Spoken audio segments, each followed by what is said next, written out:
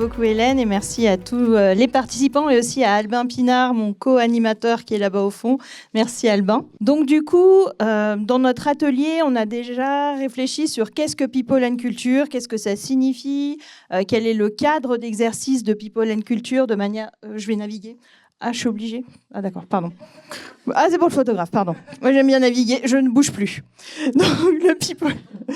Ça va être dur pour moi. Donc, le People and Culture, de manière générale, l'idée, c'est d'expliquer que c'est un changement complet de paradigme, en fait, que c'est une sorte de philosophie. C'est une philosophie qui se décline autour de deux mots-clés qui sont l'engagement, dans un premier temps, donc l'engagement commun, les collaborateurs, mais aussi la structure, et puis l'innovation de manière globale. Et donc, on a réfléchi sur un certain nombre d'aspects qui changent si on instille People and Culture plutôt qu'une approche, disons, traditionnelle RH. Donc, pour ce faire, on a posé une sorte de mini-définition commune qui est que People and Culture est donc une philosophie qui permet de gérer du personnel, de le faire évoluer. Dans la tradition de People and Culture, on parle de flourish, donc c'est tout un vocabulaire en lien avec un peu le jardinage, notamment avec l'idée de faire grandir, et puis que ça se matérialise de manière très concrète dans les approches, puisque les approches sont centrées sur la personne et répondent aux enjeux actuels des RH, c'est-à-dire intégrer l'agilité, intégrer les changements en lien avec les évolutions technologiques, mais aussi la concurrence qui est accrue, la pénurie d'un certain nombre de types de personnel, donc comment pouvoir les attirer, les enjeux des indicateurs RH, ça fait le lien avec l'atelier de Marion, mais aussi tout ce qui touche de manière plus générale à la vision de ce qu'est devenu le travail, ou de ce que représente désormais le travail. On parlait avant de valeur travail. Souvenez-vous, au tout début, la fonction RH, c'était le service de la paye. Ensuite, ça a été un service du personnel. Après, on a gentiment évolué vers les RH, vers ensuite la richesse humaine et maintenant People and Culture. Donc tout ça, ça se matérialise dans cette nouvelle ère qui intègre ces nouvelles réalités, qui est l'équilibre de vie entre la vie professionnelle, la vie personnelle, les enjeux aussi de répondre à des préoccupations un peu différentes post-Covid, où on intègre beaucoup moins bien un certain nombre de contraintes. On parle aussi beaucoup par rapport à tout ce qui est le télétravail. C'est une donnée qui devient essentielle. Et on a pris pour exemple ce que les personnes, désormais à l'embauche, négocient en priorité dans leur contrat. Donc bien sûr qu'il y a toujours l'idée de périmètre de poste que l'on peut appeler terrain de jeu en format People and Culture, ou alors espace de montée en compétences et d'épanouissement, peu importe, mais aussi tout ce qui est en approche avec bien sûr la rémunération, mais énormément le temps de travail et la possibilité d'avoir du télétravail. Ça fait partie des éléments majeurs, ça fait partie des 5 préoccupations lorsque l'on va négocier un contrat de travail. C'est complètement différent de ce qui était la réalité avant le Covid, où par exemple le télétravail n'était pas cité dans les 5 premières raisons. Donc ce People and Culture va intégrer ces éléments-là pour créer à la fois un climat qui soit orienté vers les valeurs, orienté aussi vers le potentiel de la personne. Il n'y a pas de job description dans People and Culture. On n'est pas là-dedans, parce que vous n'êtes pas là pour faire A, B, C, D. Vous n'êtes pas sur une responsabilité de poste. Vous occupez une activité, et il se trouve que cette activité est rémunérée. Je pense que vous saisissez le changement de paradigme, d'où le changement de verbatim, d'où le changement aussi d'outils. On n'utilise pas les objectifs SMART, qui sont issus du taylorisme, qui sont très en silo, mais on utilise par exemple le WOOP, donc tout ce qui est Wish, Opportunity, Obstacle et Plan, qui est extrêmement centré sur la personne et qui permet à chacun de s'emparer vraiment de son périmètre et de le faire vivre en toute liberté. C'est un peu l'analogie quand on dit qu'il faut un cadre pour être libre. C'est un peu ça, en fait, l'essence de People and Culture. C'est un cadre, mais c'est pas une surveillance. Et on part du principe que si la personne n'est pas là, par exemple qu'elle est en télétravail, elle est tout autant impliquée, elle est tout autant impactante. L'impact de People and Culture, de manière générale, se fait aussi sur les indicateurs RH. RH. C'est une réduction extrêmement significative des indicateurs d'absentéisme, de maladie, de turnover. Ça, c'est un point qui est extrêmement fort. C'est aussi toute cette partie de montée en compétences et d'intergénérationnel et d'outils de diversité-inclusion qui soient réels. C'est-à-dire qu'on ne fait pas des éléments à la marge. On ne va pas recruter une personne en situation de handicap et on dit qu'on est au top de diversité-inclusion. Diversité-inclusion, c'est vraiment là pour favoriser l'innovation et la représentativité de personnes ayant des références, des parcours, des formations complètement autres. On n'est pas dans un système de clonage ou de recrutement ethnocentré ou en effet miroir. Et donc, tous ces biais-là s'en vont et on va essayer d'aller chercher des personnes pour ce qu'elles représentent, pour leur potentiel, pour leurs soft skills, pour leur manière de faire vivre la culture, la marque employeur et aussi ses responsabilités. Donc vous voyez, c'est un changement complet de paradigme qui nécessite de revoir en entièreté. Donc dans l'atelier, on a vu par exemple le slogan People and Culture. On a vu également ce que pouvait être un nouveau nom pour les job descriptions, pour qu'elles correspondent à cette philosophie. On a aussi ébauché des idées d'onboarding et d'offboarding qui correspondent aussi à ces idées-là, avec des choses qui sont très souvent assez gamifiées et qui sont vraiment dans l'interaction directe et qui commencent dès que la personne a signifié qu'elle souhaitait être engagée. Parce que la base du lien, c'est pas le contrat de travail, c'est l'engagement mutuel. Là encore, c'est un changement de paradigme assez important. Donc voilà en gros les éléments dont on a discuté. Pour cela, bien sûr qu'il y a certaines formes organisationnelles qui s'y prêtent plus. Alors peu importe la taille, une entreprise de 20, 50, 100 ou 1000 personnes, c'est pas l'important, c'est plutôt la manière de manager. Et c'est pour ça que le People and Culture Manager est avant tout un coach interne. Un coach pour faire passer ces éléments, ces messages et pouvoir les implémenter de manière à correspondre au positionnement, à l'activité, aux valeurs de la structure, mais aussi au bien-être global. Donc voilà en gros de quoi nous avons parlé. Donc nous, dans l'atelier 2, dédié au KPI et KBI, faut-il changer de boussole pour innover, on est allé explorer également le rôle RH et comment ça s'intègre finalement dans le pilotage et la capacité d'innovation de l'entreprise. Donc le rôle RH a toujours été une sorte de trait d'union entre l'organisation, la vision organisationnelle et puis les hommes et les femmes qui la composent avec toute la diversité d'intérêts que l'on peut retrouver. Ces dernières années, on voit que l'environnement, il devient de plus en plus changeant, de plus en plus volatile. Ça va très vite. Il y a toute une multiplicité d'informations à laquelle on ne sait pas trop comment finalement interpréter. Certaines causes ne produisent pas toujours les effets qu'on pense, ou en tout cas, les causes peuvent produire plusieurs effets différents. Et donc, le contexte influe de manière relativement importante, finalement, sur les résultats de l'organisation ou de l'entreprise. Donc, c'est là que c'est intéressant d'adopter une approche People and Culture, donc une approche qui est centrée sur les personnes, comme le disait Mickaël juste avant. Une approche qui est également orientée vers la culture organisationnelle et finalement, cette mayonnaise qui prend entre les personnes qui composent l'organisation. Le rôle RH, c'est vraiment de créer finalement les conditions favorables qui vont permettre de développer ce sentiment d'appartenance et puis, in fine, le sens de l'engagement. Donc, recréer du sens, c'est vraiment au cœur des pratiques et je pense que les jeunes générations nous le font savoir de manière assez vive. Ils portent leur voix là-dessus, mais ça concerne également toutes les générations.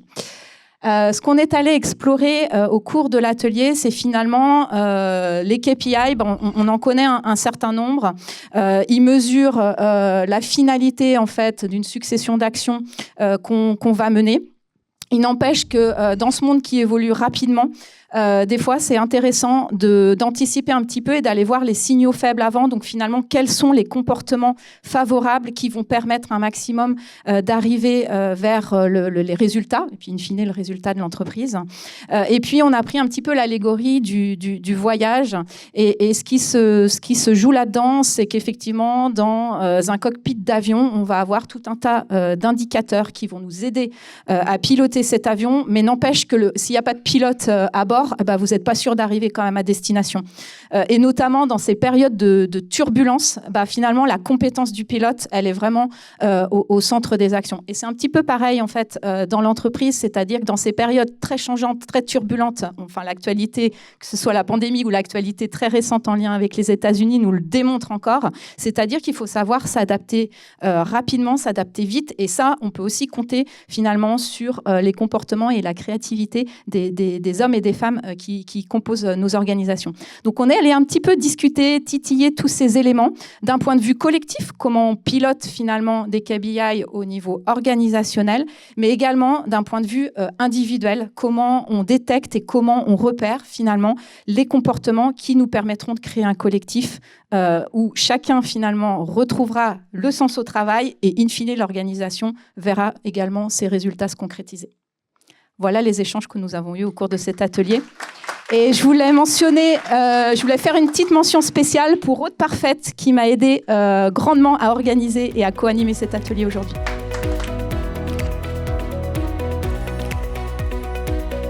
Voilà, donc on va plonger un petit peu plus profondément au cœur de l'individu. Et dans l'atelier sur l'ouverture émotionnelle, en fait, dès le départ, on a vu que ouvrir l'expression émotionnelle et ouvrir le dialogue autour de l'émotion, ça peut se faire très vite. Ça peut se faire par simplement la manière dont on va exprimer l'émotion sur notre visage pour rentrer en communication avec la personne qu'on a en face de nous. Il y a une chose ou un postulat qui est très important de poser au départ, c'est que toutes les émotions sont utiles. Et il n'y a pas d'émotion bonne ou mauvaise à ressentir. Et ça, c'est très important parce qu'on parle de la place des émotions au travail, on parle de la place des émotions dans les relations professionnelles. Et du coup, on voit que, bien sûr, il y a une ouverture à l'émotion. Et on aurait envie de dire, il y a une ouverture un peu plus facilitée aux émotions plaisantes. On est bien d'accord, c'est toujours plus agréable quand on peut partager de la joie, quand on peut partager de la satisfaction. La fierté, pas toujours, elle peut déranger aussi des fois. Et en fait, pourquoi toutes les émotions sont utiles ? Parce qu'aujourd'hui, on va aussi, quand on s'intéresse à l'intelligence émotionnelle au travail, c'est-à-dire à notre capacité à pouvoir identifier les émotions chez soi et aussi chez notre collaborateur et au sein des équipes, eh bien, on va comprendre, on va découvrir que les émotions déplaisantes, elles ont un rôle et elles sont aussi importantes, mais elles ont relativement mauvaise presse et on les connaît très mal. On a beaucoup de biais aussi cognitifs autour de ces émotions et c'est plus difficile à les intégrer dans une notion de performance individuelle et collective.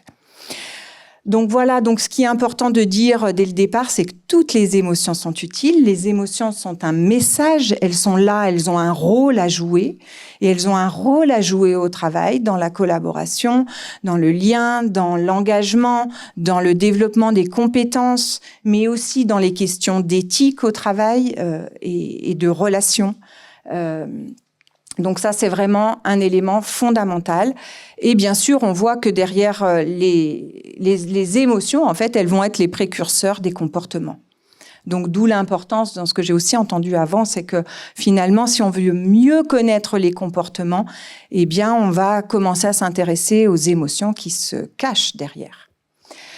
Il y a un élément aussi important qu'on a aussi pu explorer, peut-être on a démarré l'exploration dans notre atelier, c'est de comprendre que les émotions, leur identification, mais aussi leur compréhension, elle va être importante pour pouvoir prendre des décisions et poser des actions qui soient conséquentes, efficaces et régulatrices également. On a dans l'atelier partagé 2 exercices, un premier sur l'expression émotionnelle et un autre sur différentes situations que vous pouviez rencontrer dans le travail. Et en fait, au travers de ces situations, l'objectif, c'était de lire, en fait. Donc, il y a eu vraiment des questionnements autour de, tiens, quelles sont les émotions que l'on détecte, ces émotions, quels en sont les déclencheurs, mais aussi quels sont les besoins qui se cachent derrière. On a vu aussi que les émotions, elles ont des conséquences si on ne fait rien.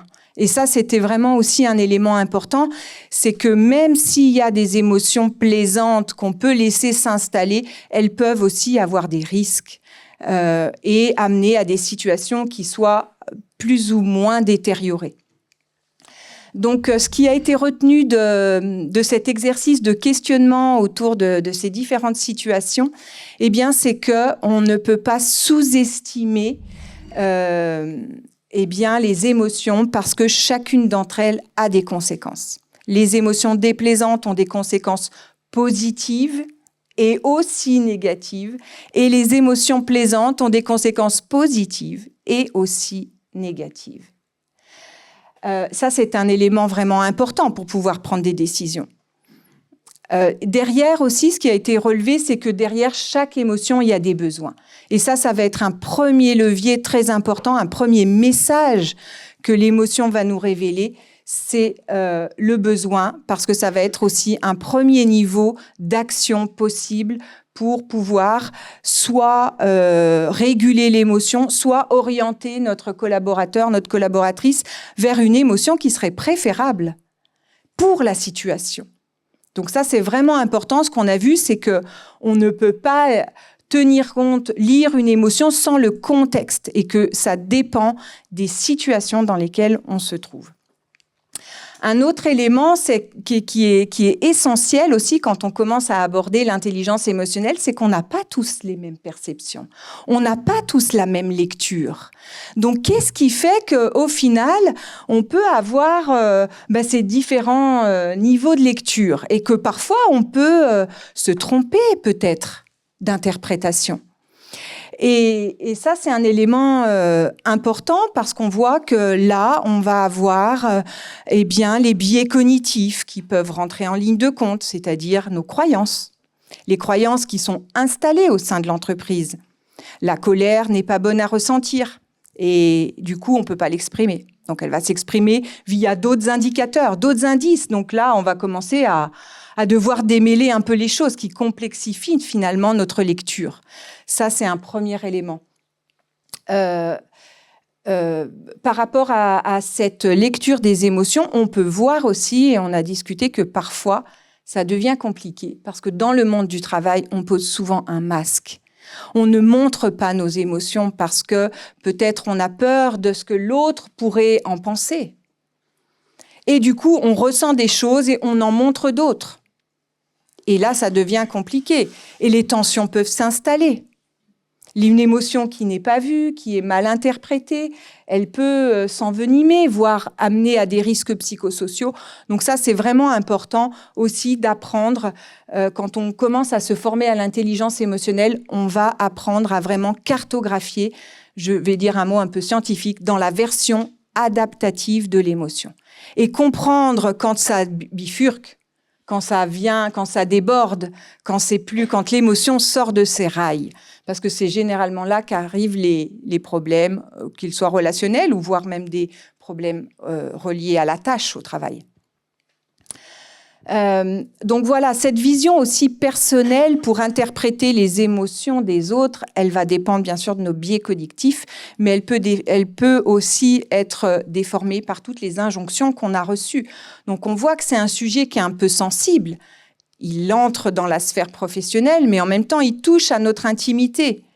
Et la manière dont on a été éduqué émotionnellement va commencer à s'infiltrer. Donc on va aussi apprendre à poser un cadre pour pouvoir entrer dans un dialogue qui soit, j'ai envie de dire, conforme aux relations professionnelles et à poser des limites à certains débordements émotionnels.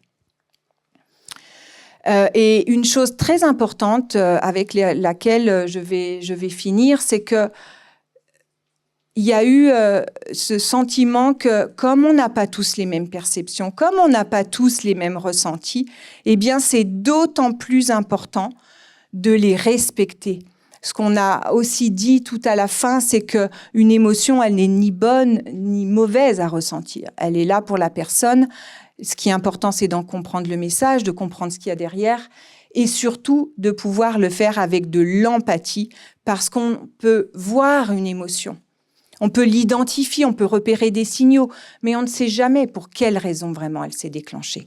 Et c'est là que l'ouverture au dialogue, à apprendre à questionner, va être essentielle pour la mettre au service des relations professionnelles, de l'engagement, de la motivation, de la collaboration, etc. Donc voilà ce que nous avons partagé. Merci beaucoup.